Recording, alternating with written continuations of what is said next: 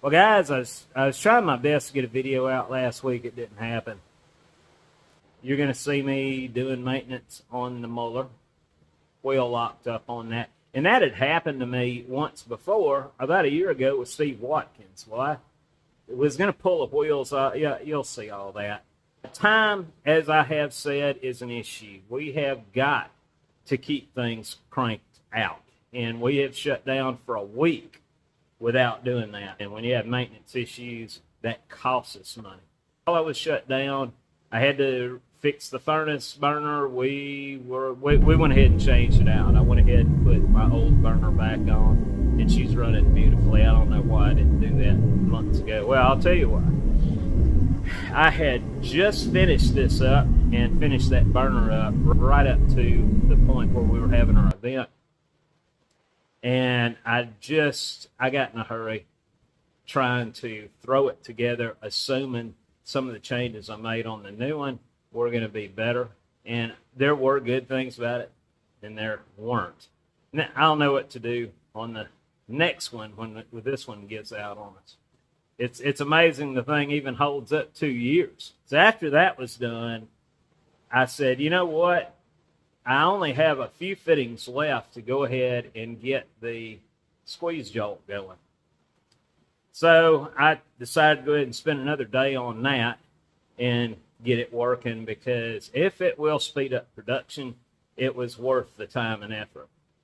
As much as I thought I was going to be able to just jump on this thing and run, I've got to invest several days of just training on this thing, learning exactly how to do it in order to make things efficient, which I don't have those couple days.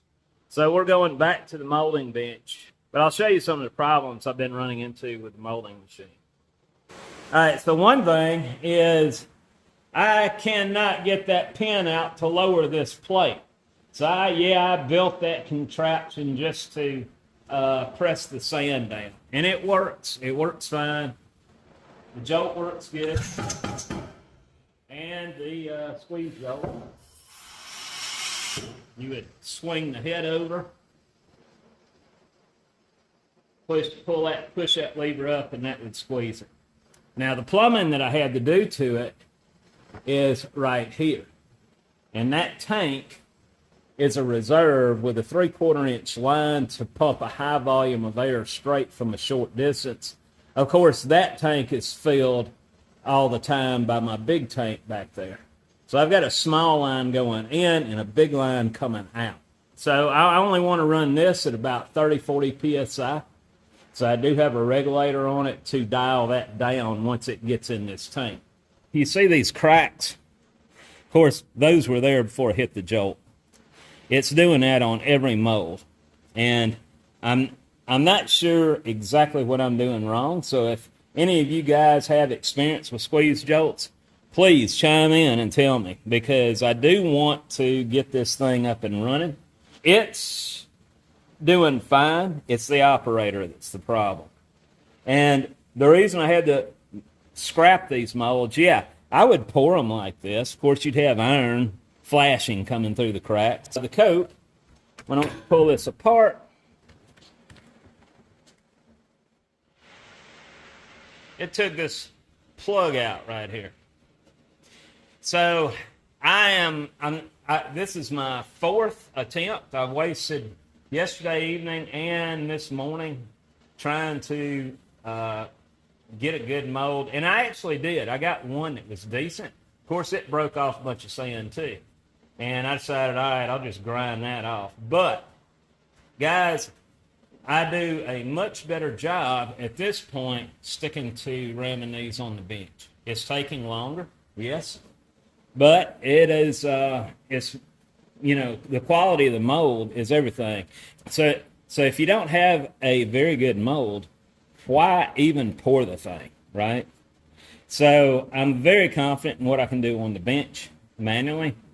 And, my question is to anybody that's got experience with these molding machines is, are these machines supposed to do a better job or just a faster job? Because right now, from my conclusion, all it does is speed things up. It's not doing the quality of work that I was hoping it was going to do. Anyway, I'm going to knock off here and get back to hand molding these on the bench. We have this cemetery picket we're going to be pouring. We've got to have, I think, 10 of these or 12. Mike Wiggins made the pattern, and he also made the pattern for the 18-inch straight edges that we're ramming up now. This is the detail on the front, and this is the detail on the back. Originally, this thing was in 3 different pieces and assembled. The middle piece was just an independent rod, and then the end pieces slid down on there. And it was easier to just go ahead and do everything at once. So that's what we're doing here. I'll show you more on that next week.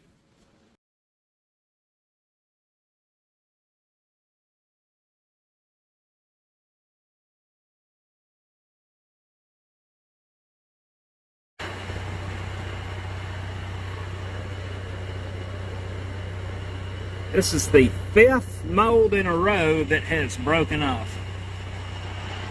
I'm trying to avoid pinning it, but if I'm going to continue doing this, it looks like I'm not going to have any other choice.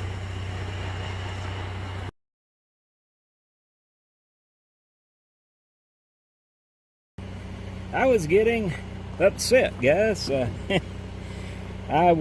last 6 times in a row I rammed this, it pulled plugs out.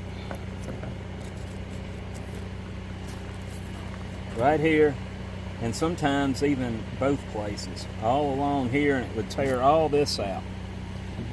So after the 6th time of scrapping the mold, yeah, you can't use those, right? There's no way you can salvage that when sand in this area breaks off. It's not happening.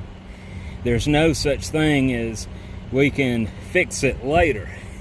It's got to be done right the first time. And I'm not going to continue to do this. I have wasted most of the day scrapping molds.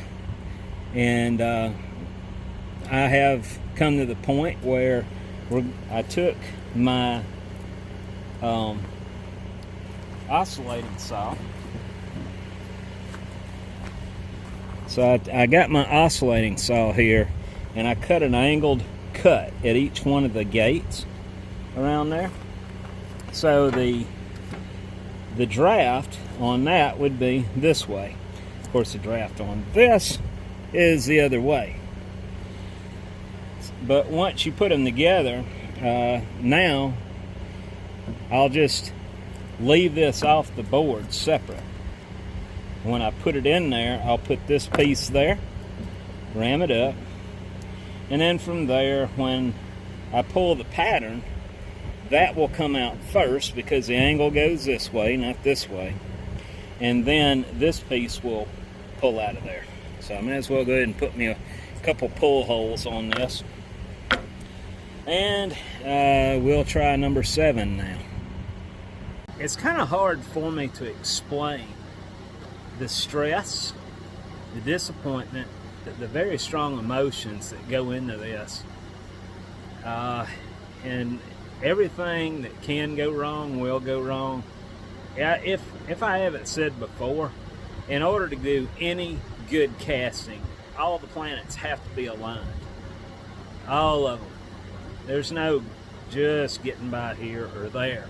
After 6 complete failures, and it takes a long time to make each mold, and then they have to dump the mold and throw it away and start all over again, you get kind of numb, but you keep going. I haven't been this disappointed since I didn't make the figure skating team. Honestly, I'm still kind of bummed about that. I think I've told you guys, I don't smoke dope, but man, if somebody give me a joint right now, keep in mind, I'm stressed out, I'm under a lot of pressure, and things will go back to normal. I just have to be patient and be numb and continue through this until it all straightens out. We have had a series of failures from not only the patterns. Patterns, the least of my worries. The sand was breaking down. Even though I'm testing it now, I missed something. But anyway, we finally got the sand back right. We finally got the coal dust back close to where we want it. We need to get more sand, and then I got to mix all this stuff back up again and get the ratios right.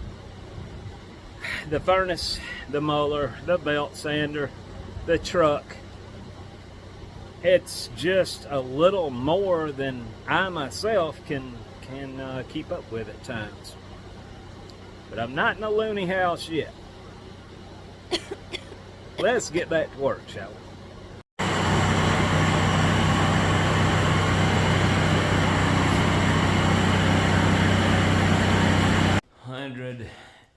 111 degrees. I've got an exhaust fan in now, so let's turn the thing on.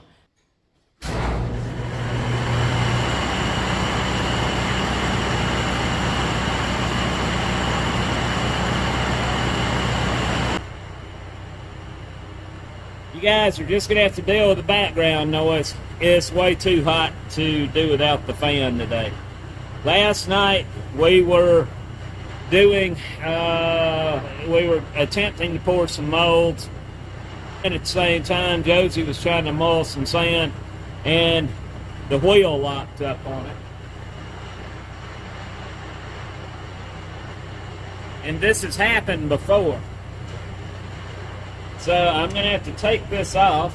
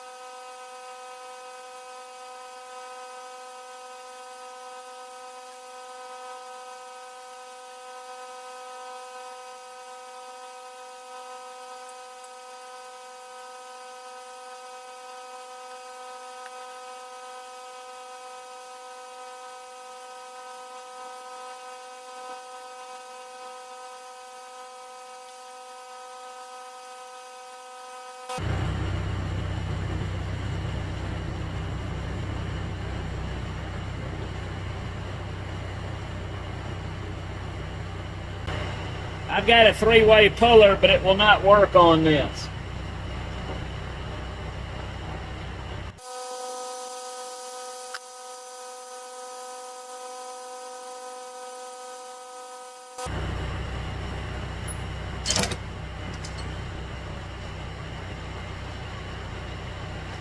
And I got a two-way puller too, but I don't know where it's at.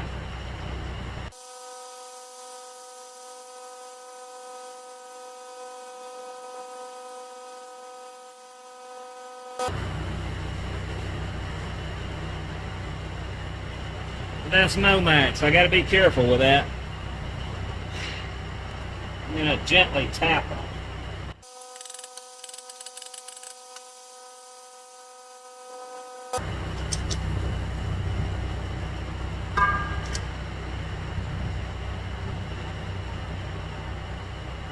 I already pulled a set screw out here. And I checked. No, I didn't. I got a set screw right there.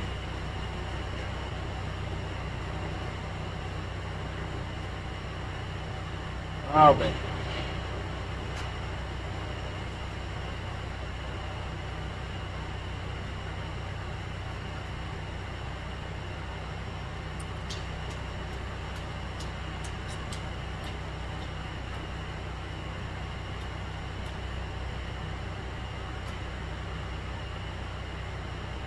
Thing will probably just slide right out now.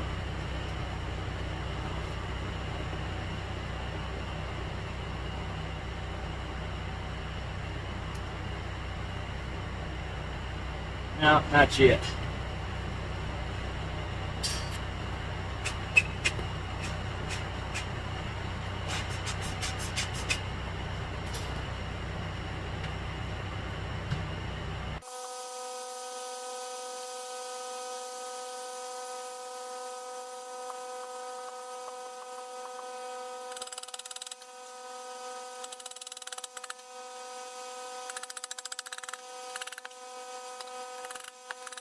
It's coming.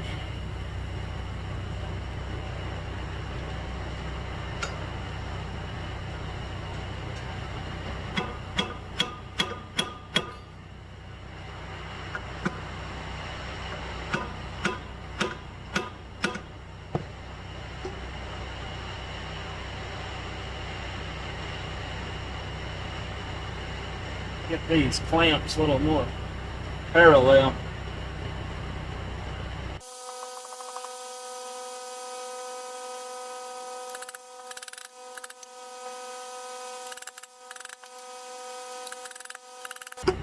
Alright, so I think we're about bottomed out on that nut we got down in the hole. I'm going to have to add another one to it.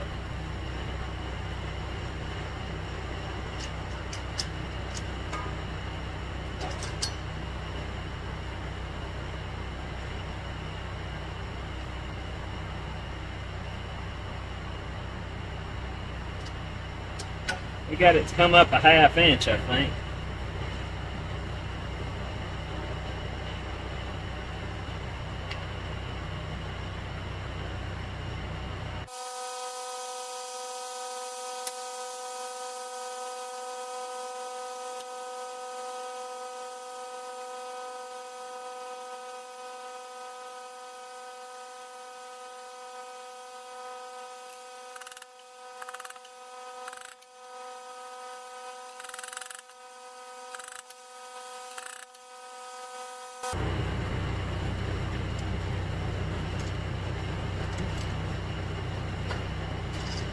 Get another bite now.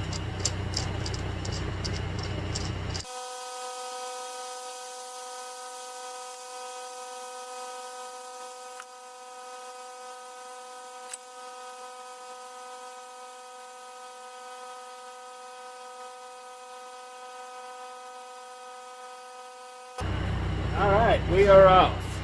Finally.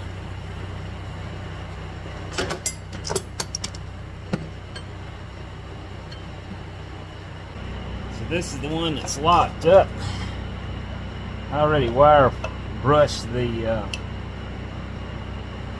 oh man.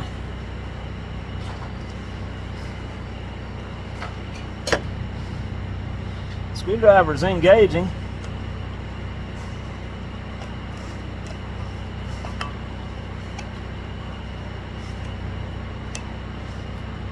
I got a tool just for this. I've got one of those screwdrivers somewhere where you just hit it with a hammer and it breaks it loose. It's got a helical spline on the inside.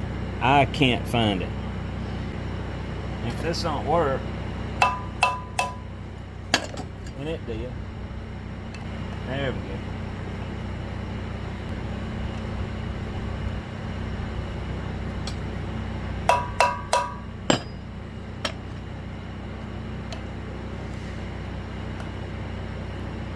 Two down.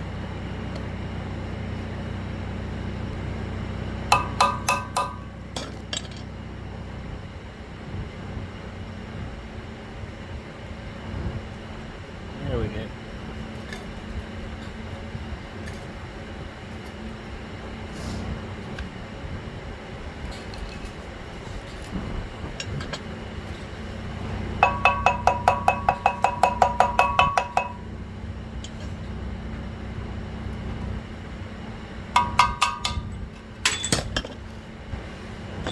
Now these Mueller wheels are hollow.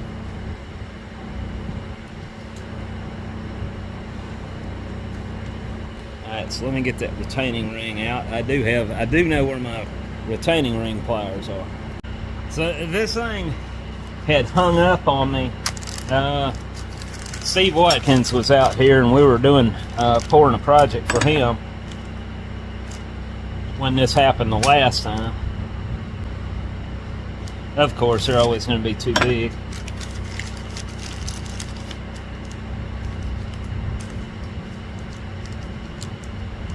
Actually, I don't know if I got a set in here that small. These aren't. Man, these things are not biting. A little too big. Oh, crap. Alright, I'm going to doctor these up a little bit.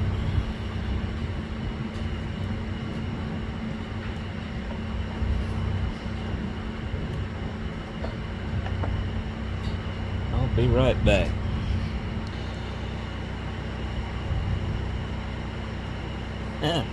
So much for precision grinding here.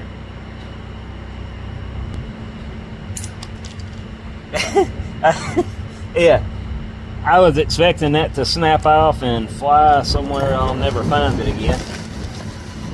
We'll put that in the bag with the snap ring pliers. And this should slide off. Oh no, not this. Alright, let me get my mallet. Alright, let me get my mallet. So they did put sealed bearings in here, which I'm glad to see that.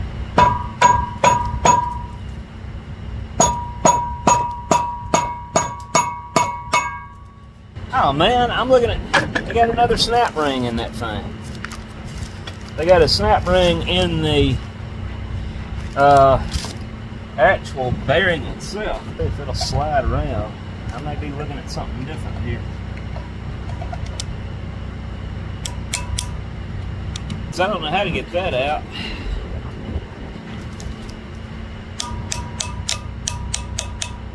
But with this snap ring off on the nose, that's just retaining the bearing in place.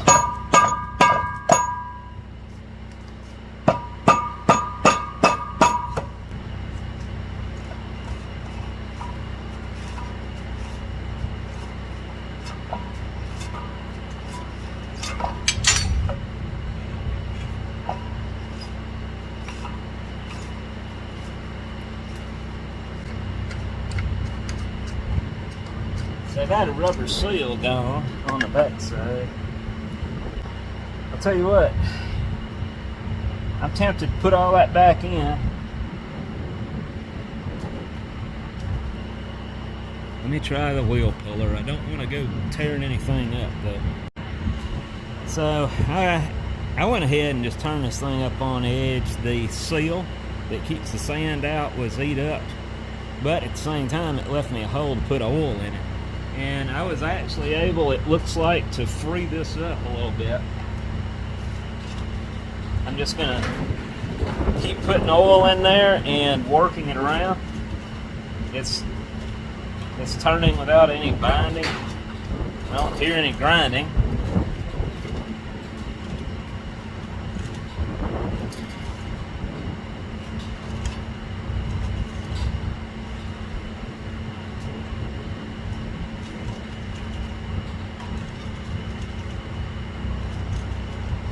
Seems to be doing pretty good, so we'll just put the snap ring back on it. I already drove this out about a 1/4 inch, so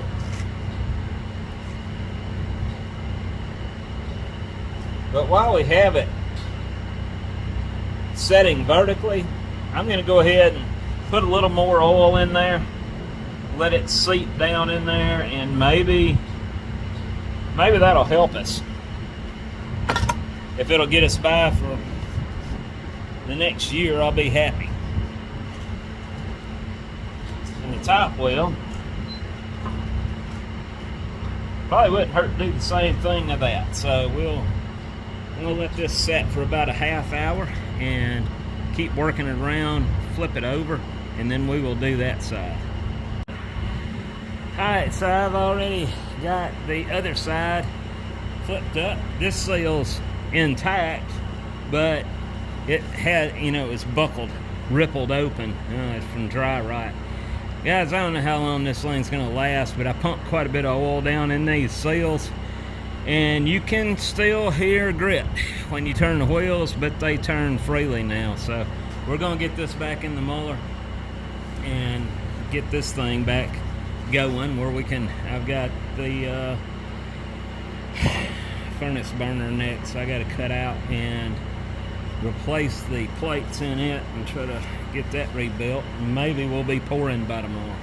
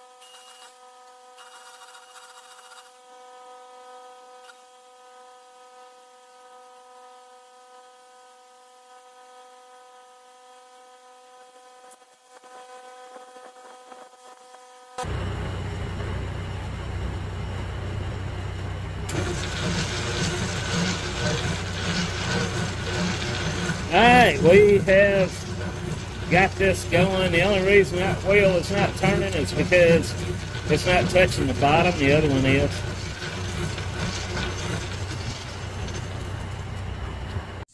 So I had shown these in the earlier part of this video. I didn't say anything about it. Mr. Monty Cruel, he gave me this. It's Foundry Lab equipment.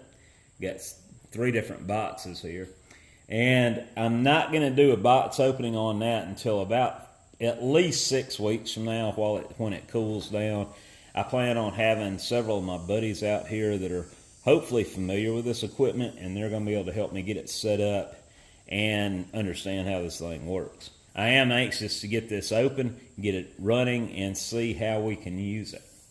The video on the Mueller was from several weeks back. I had mentioned we were having to rebuild the burner on the furnace. All that's already done. So we have several things fixed, hopefully for quite a while now.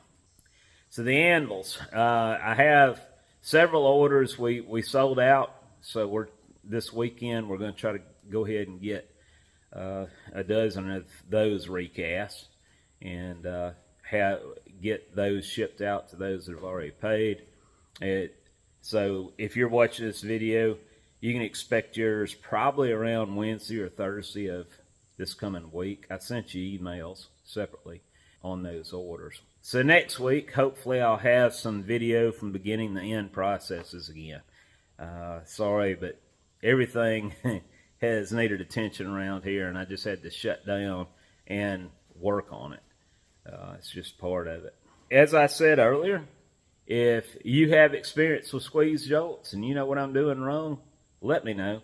The pattern Mike Wiggins made, he did an excellent job on that. The squeeze jolt did something to it, and that's what caused me to have to remove the gate off of it. Before then, I could ram it up on the bench every time and pull perfectly smooth, clean molds. Now I can't without having to remove the gate first.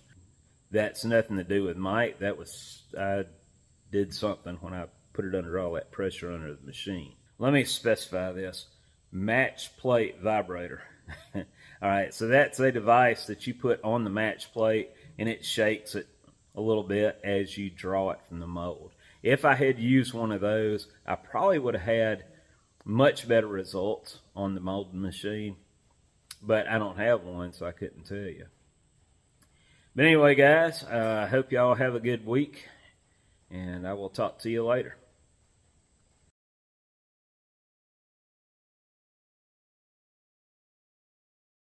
For those who have been asking about the Windy Hill Foundry hats, these are now available on my website, windyhillfoundry.com, under stores, or you can click on the above link. These are on the pricey side, but keep in mind the shipping is included. Have a good day.